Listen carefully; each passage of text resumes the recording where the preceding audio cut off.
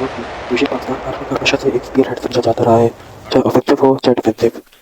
इसकी इब्तिदा होती है 1947 में आज़ादी के फ़ौरन बाद, जब पाकिस्तान आर्मी पहली बार वजूद में आई। ये वो वक्त था जब ना तो हमारे पास कोई पाकिस्तान आर्मी रॉकेट कोर थी, ना तो हमारे पास कोई स्ट्रेटेजिक कमांड थी, और ना ही हमारे पास पाकिस्तान आर्मी एविएशन थी। इब्तदाई दौर में पाकिस्तान आर्मी आर्मर्ड कोर का जो हिस्सा बने, जो टैंक्स पहली बार हुए था, एक तो M4 शर्मन और दूसरा था सिद्रक नामी एक लाइट टैंक। ये दोनों टैंक्स इससे पहले दूसरी जंग अज़ीम में इस्तेमाल हो चुके थे, लेकिन इनके साथ एक मसला था, और वो था इनकी तादाद बहुत कम होना और सबसे घटिया क्वालिटी के और जंग अलविदा टैंक हमें उस वक्त सप्लाई किए गए। खैर, 1948 की जंग जो कश्मीर में लड़ी की थी, वो हमने इन्हीं टैंकों से ही लड़ी। वहाँ पर इनका किरदार ज़रा मुख्तलिफ था, और वो यही था कि इन्फेंट्री को एक फर्स्ट सपोर्ट प्रोवाइड करना, इससे ज़्यादा कुछ भी नहीं। अलबत्ता वो और बात है कि भारत भी बड़ी तादाद में कश्मीर में अपना आर्मर्ड कोर नहीं डिप्लॉय कर पाया, मुश्किल टर्रेन होने की वजह से और लॉजिस्टिकल टॉपिक होने की वजह से, और उसके पास इतनी एयरलिफ्ट कैपेसिटी अलबत्ता नहीं थी कि वो सारी आर्मर्ड मशीनें उस वक्त कश्मीर में उतार सके। तो खैर, ये जंग गुजर गई। लेकिन इसके बाद ज़ाहिर है हमें एक टैंक तो चाहिए था, तो उसकी ज़रूरत पड़ने लगी। और फिर वो वक्त आता है जब पाकिस्तान अमरीकी एलाई बन जाता है कोल्ड वॉर में सोवियत यूनियन के खिलाफ, और यहाँ से हमारे लिए अमरीकी एड शुरू हो जाती है।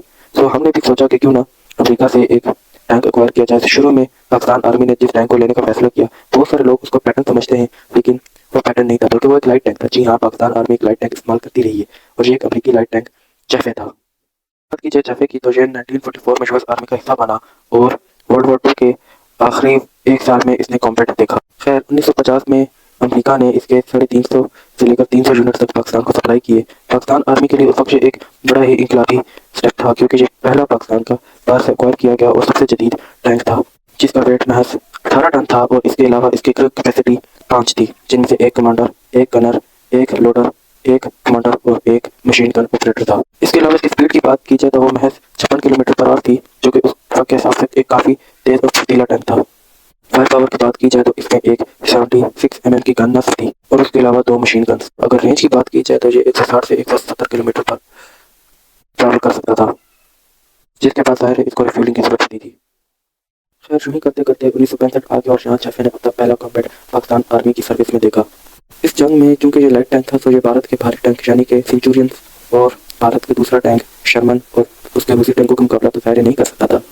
सो इससे direct tank to tank engagement से दूर रखा गया, और वो काम पैटर्न्स को सौंप दिया गया, जिसकी बात हम लोग अगली वीडियो में करेंगे। खैर, इसका जो काम था वो था हैवी इन्फेंट्री सपोर्ट और आर्मर्ड कॉलम्स की भी सपोर्ट करता था। अगर बात की जाए कश्मीर सेक्टर में, तो वहाँ पर ये हैवीली इस्तेमाल किया गया, क्योंकि वो टर्रेन इसको सूट भी करता था, लेकिन वो भी सिर्फ और सिर्फ फायर पावर के सपोर्ट के लिए इस्तेमाल किया जाता था वहाँ पर। जबकि दूसरी तरफ जहाँ तक पंजाब सेक्टर की बात थी, तो वहाँ ये भारी आर्मर्ड कॉलम्स यानी कि पैटर्न्स के पीछे रहकर ही इससे सारा ऑपरेट किया था उस जंग में।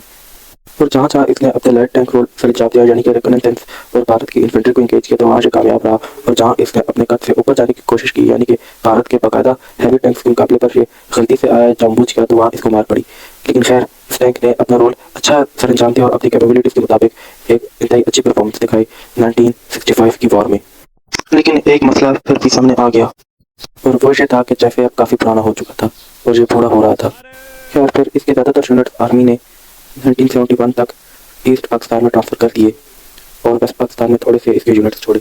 और जब 1971 की वॉर शुरू हुई, उस वक्त इसने वेस्टर्न सेक्टर में बहुत कम कॉम्बैट देखा, जिनमें से ज़्यादातर इसने छम सेक्टर में देखा, वो भी ये टाइप 69 टैंक के पीछे रहकर परफॉर्म करता रहा। इसने मेजर कॉम्बैट देखा 1971 वॉर में ईस्टर्न सेक्टर में, जहाँ पर पहले ये मुफ्ती बानिस के खिलाफ काफ़ी इस्तेमाल किया गया पाकिस्तान आर्मी की तरफ से, और इसने सक्सेसफुली मुफ्ती बानिस को डिफीट किया और ऑपरेशन सर्चलाइट पे उनको इस पाकिस्तान से निकाल बाहर किया और भारत भगा दिया। लेकिन फिर बाकायदा जंग शुरू होगी, और भारतीय फौज अपने हैवी आर्मर्ड कॉलम्स के साथ ईस्ट पाकिस्तान में घुस गई, और पाकिस्तान आर्मी का आर्मर्ड कोर चूँकि हैवी टैंक्स नहीं थे वहाँ पर, सिर्फ जैफे थे, तो इसको सिर्फ भारतीय फौज के खिलाफ एम्बुशेस के खिलाफ इस्तेमाल किया जा सकता था, तो इसको वैसे ही इस्तेमाल किया गया। अलबत्ता इसने एक मेजर बैटल वहाँ पर लड़ी, और वो थी बैटल ऑफ गरीबपुर, जहाँ पर इसका मुकाबला भारतीय लाइट टैंक TT-76 से हुआ। और इस जंग के बारे में मुख्तलिफ लोगों की मुख्तलिफ राय है, लेकिन अलबत्ता ये ज़ाहिर होता है कि भारतीय टैंक PT-76 इससे ज़्यादा अच्छी परफॉर्मेंस दिखा पाया, क्योंकि जैफे काफ़ी पुराना हो चुका था उसके मुकाबले में। अलबत्ता कुछ PT-76 भी इससे तबाह किए, और कुछ जैफे तबाह हुए इस लड़ाई में। इसके अलावा उस वक्त भारत के पास कंप्लीट एयर सुपीरियरिटी थी, तो ये इस डोमेन में इस्तेमाल नहीं हो सकता था। अलबत्ता इससे पाकिस्तान आर्मी ने काफ़ी हरास ऑपरेशन किए भारतीय फौज के खिलाफ, जो कि ज़ाहिर है भारत को थोड़ी देर के लिए तंग कर सकते थे, उसको बाहर तो नहीं निकाल सकते थे।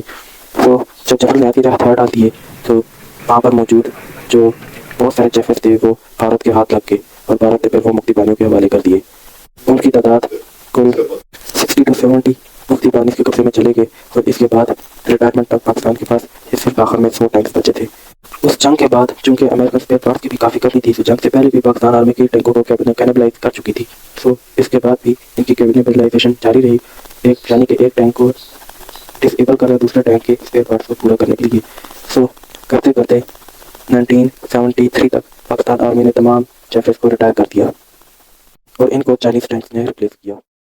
اگر بات کی جائے اس کے اوور آل کردار کی تو اٹس اے گڈ ٹینک جس نے اپنا رول کافی اچھا سر انجام دیا اور پاکستان آرمی کو کافی ٹائم تک سرو بھی کیا، آلموسٹ 23 ایئرس، جس میں اس نے ایک اچھی پرفارمنس دکھائی اور کئی موقعوں پر آرمی کو کئی بار سپورٹ بھی کیا، خاص کر انفینٹری سپورٹ میں۔